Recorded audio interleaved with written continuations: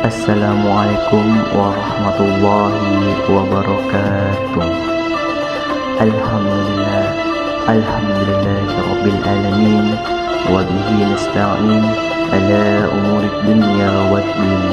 Wassalatu wassalamu ala asrafil anbiya'i wal mursalin wa ala alihi washabbihi ajma'in. Perkenalkan, nama saya Tommy Akila Agustian dengan nomor induk mahasiswa 24301009 dari program studi komunikasi penyiaran Islam. Di sini saya akan membahas mengenai toharoh. Kaum muslimin sangat memperhatikan masalah toharoh. Banyak buku yang mereka tulis tentang hal itu. Mereka melatih dan mengajar anak-anak mereka berkenaan dengan toharoh. Ulama fikih senantiasa menganggap toharoh merupakan satu syarat pokok sahnya ibadah. Tidaklah berlebihan jika saya katakan, tidak ada satu agama pun yang betul-betul memperhatikan toharoh seperti agama Islam. Toharoh menurut bahasa berarti bersih. Menurut istilah fuqaha atau ahli fikih, berarti membersihkan hadas atau menghilangkan najis, yaitu najis jasmani seperti darah, air kencing, dan tinja. Hadas secara maknawi berlaku bagi manusia. Mereka yang terkena hadas ini terlarang untuk melakukan sholat, dan untuk mensucikannya mereka wajib wudu, mandi, dan tayamum. Toharoh dari hadas maknawi itu tidak akan sempurna kecuali dengan niat tuqarrub dan taat kepada Allah Subhanahu wa ta'ala. Adapun toharoh dari najis pada tangan, pakaian, dan bejana, maka kesempurnaannya bukanlah dengannya. Bahkan jika secarik kain terkena najis lalu ditiup angin dan jatuh ke dalam air yang banyak, maka kain itu dengan sendirinya menjadi suci. Toharoh dari hadas dan najis itu menggunakan air. Bagaimana firman Allah Subhanahu wa ta'ala, dan Allah menurunkan kepadamu hujan dari langit untuk mensucikan kamu dengan hujan. Quran Surah Al-Anfal ayat 11. Dan kami menurunkan dari langit air yang amat bersih. Quran Surah Al-Furqan ayat 48. Tahur atau pada ayat di atas berarti suci pada dirinya sendiri dan mensucikan yang lain. Para ulama membagi air menjadi dua macam, berdasarkan banyak sedikitnya atau berdasarkan keadaannya, yaitu yang pertama air mutlak dan air musta'mal. Yang kedua air mudhaf. Air mutlak ialah air yang menurut sifat asalnya, berarti air yang turun dari langit atau keluar dari bumi. Air hujan, air laut, air sungai, air telaga, dan setiap air yang keluar dari bumi. Salju atau air beku yang mencair. Begitu juga air yang masih tetap namanya walaupun berubah karena sesuatu yang sulit dihindari, seperti tanah, debu, atau sebab yang lain seperti kejatuhan daun, kayu, atau terkena mengalir di setiap tempat yang asin atau mengandung belarang dan sebagainya. Menurut kesepakatan ulama, air mutlak itu suci dan mensucikan. Adapun yang diriwayatkan oleh Abu Muhammad bahwa tayamum lebih disukai daripada air laut, bertentangan dengan hadis Nabi.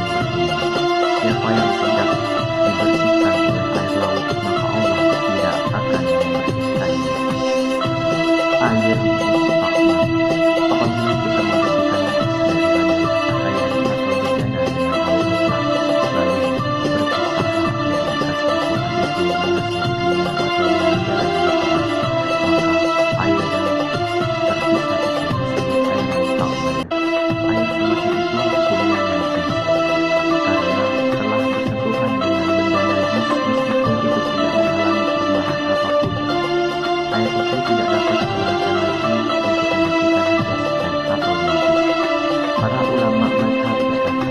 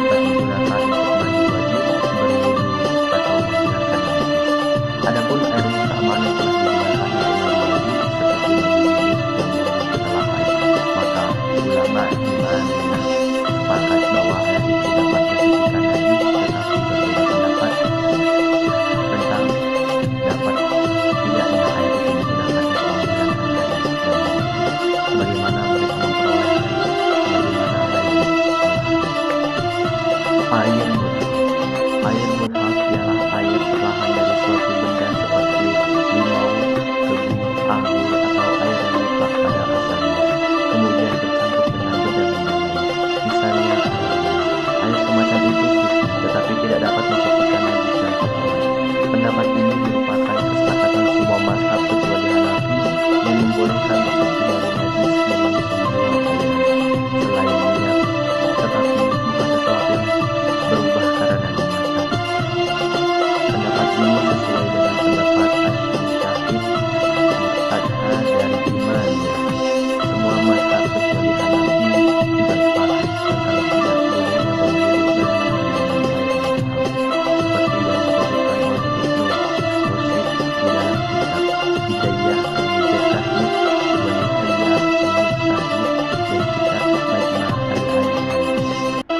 Hanafi berkata, seorang musafir harus atau boleh berwudu dengan air buahan dari pohon kurma. Ibnu Qudamah menyebutkan bahwa mazhab Hanafi membolehkan berwudu dengan air murni. Syekh Syahid dari Imamiyah berkata, sah berwudu dan mandi wudhu dengan air mawar. Hanafi mengambil dalil atas pendapatnya bahwa air muhab digunakan untuk berwudu dari ayat Al-Quran.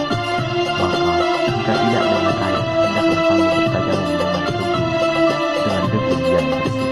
Quran Surah Al-Ma'idah ayat 6. Menurut Hanafi, makna ayat itu adalah jika tidak ada air mutlak dan air murah, maka bertajamumlah. Tetapi jika ada air mutlak, maka tayamum tidak diperbolehkan. Mazhab lain berdalil dengan ayat ini juga untuk melarang pemakaian air mutlak untuk berwudu. Mereka berkata bahwa kata al-ma'u di dalam ayat itu bermaksud air mutlak saja, tidak mencakup air mutlak. Dengan demikian, maksud ayat di atas atau Al-Ma'idah ayat 6 adalah apabila tidak ada air mutlak, maka bertajamumlah. Ayat 20. Semua mazhab sepakat bahwa apabila air berubah warna, rasa dan baunya karena bersentuhan dengan najis, maka air itu menjadi najis, baik sedikit atau banyak, bermata air ataupun tidak bermata air, mutlak ataupun mubham. Apabila air itu berubah karena melewati bau-bauan tanpa bersentuhan dengan najis, misalnya dia berada di samping jangkai lalu udara dari bangkai terhirup terbawa bau kepada air itu, maka air itu hukumnya tetap suci. Apabila air itu bercampur dengan najis sedangkan air itu tidak berubah sifatnya, maka Imam Malik berkata berdasarkan suatu riwayat air itu bersih sedangkan sedikit atau banyak. Sedang mazhab yang lain berpendapat jika air itu sedikit menjadi najis dan jika banyak tetapi meskipun demikian mereka berbeda pendapat dengan ukuran banyak sedikitnya. Syafi'i dan Hambali berpendapat bahwa yang dibolehkan dari itu adalah 2 seperti yang disebutkan oleh hadis. Apabila air sampai 2 maka ia tidak najis dan disebut 2 sama dengan 500 kali dirah. Menurut sebagian Syekh Adha, 2 ialah 12 anfah. Imamnya berkata yang disebut sebagai itu jika sampai 1 kata, sebagaimana hadis apabila jika air itu sampai 1 kata maka ia tidak menjadi air mengalir dan air tanah. Mazhab-mazhab berbeda pendapat tentang air yang mengalir. Hanafi berkata setiap air yang mengalir sedikit atau banyak berhubungan dengan benda atau tidaklah menjadi najis, hanya karena bersentuhan dengan najis. Maka jika ada air najis dalam sebuah bejana dan air bersih dalam bejana yang lain, kemudian dua jenis itu diarahkan dari tempat yang najis sehingga kedua bercampur udara dan jatuh ke bawah, maka campuran kedua jenis itu hukumnya suci. Begitu juga jika keduanya dialirkan ke atas. Hanafi menolak pendapat bahwa 2 mazhab di bawah ini tidak menjadi najis jika bersentuhan dengan najis, yakni pertama, air tenang yang apabila digerakkan salah satu bagian yang lain tidak ikut bergerak. Kedua, air mengalir dalam jalan apapun. Adapun air yang sedikit yang tidak menjadi najis jika bersentuhan dengan benda najis, maka keadaannya seperti air tenang yang jumlahnya sedikit, yang jika digerakkan di satu bagian lainnya ikut bergerak. Mazhab Syafi'i tidak membedakan antara air mengalir dan air tenang yang mencampur atau tidak, tetapi diterapkan berdasarkan banyak dan sedikitnya. Banyak ialah 2 bila bersentuhan dengan najis ia tidak menjadi najis, sedangkan air yang kurang dari 2 akan menjadi najis jika bersentuhan dengan benda najis. Pendapat ini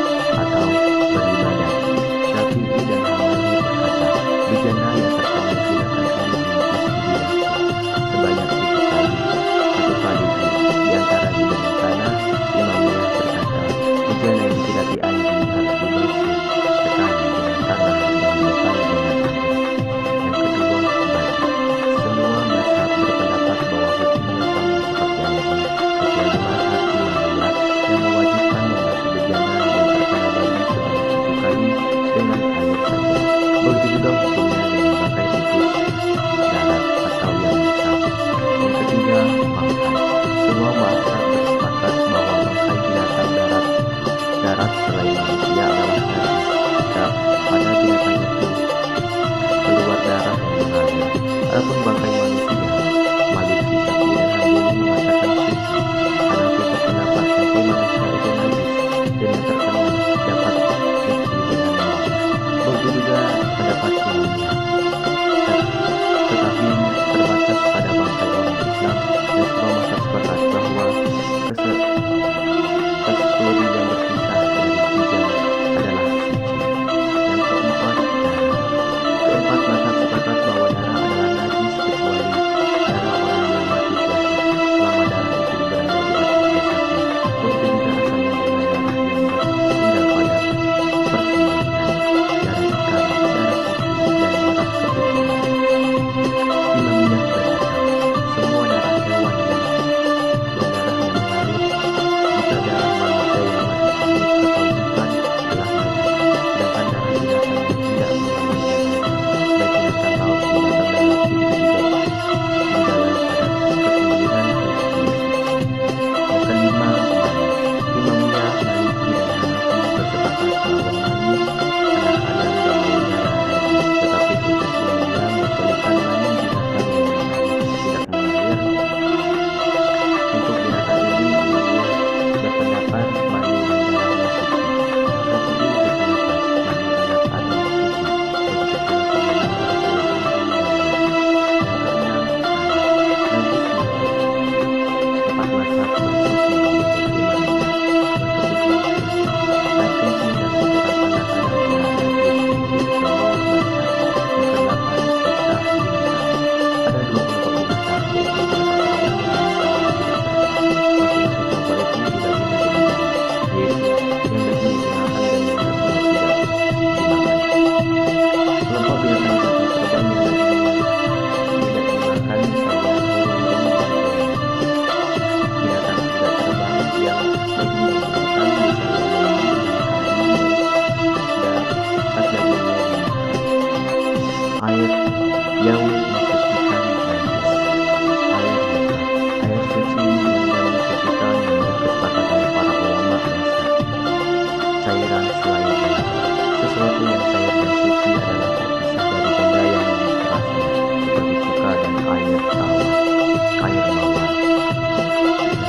Tiga, tanah. Tempat mensucikan telapak kaki dengan sendal dan dipergunakan di ruangan di atas tanah. Yang ketujuh, matahari. Imamiyah. Ia dapat mensucikan tanah yang sejenisnya yang berada atau melekat di atas benda-benda yang tetap seperti pohon-pohonan, daun-daunan, dan buah-buahan. Selanjutnya, al-istihanah, yaitu berubahnya hakikat suatu kepada hakikat sesuatu yang lain, seperti perubahan darah kijang menjadi minyak kasturi. Menurut kesepakatan semua ulama mazhab, ia dapat mensucikan. Selanjutnya, api. Hanafi berpendapat membakar najis, bahwa api dapat menghilangkan najis. Selanjutnya, samak. Hanafi, samak itu dapat mensucikan kulit bangkai, dan setiap najis dapat disucikan dengan samak kecuali kulit babi. Selanjutnya, ada busar dalam proses yang bisa digorok, yang tidak bisa dihapus. Air liur atau bibir ikan. Hal-hal yang mewajibkan wudhu dan yang membatalkannya. Kencing, kotoran, dan keluar air.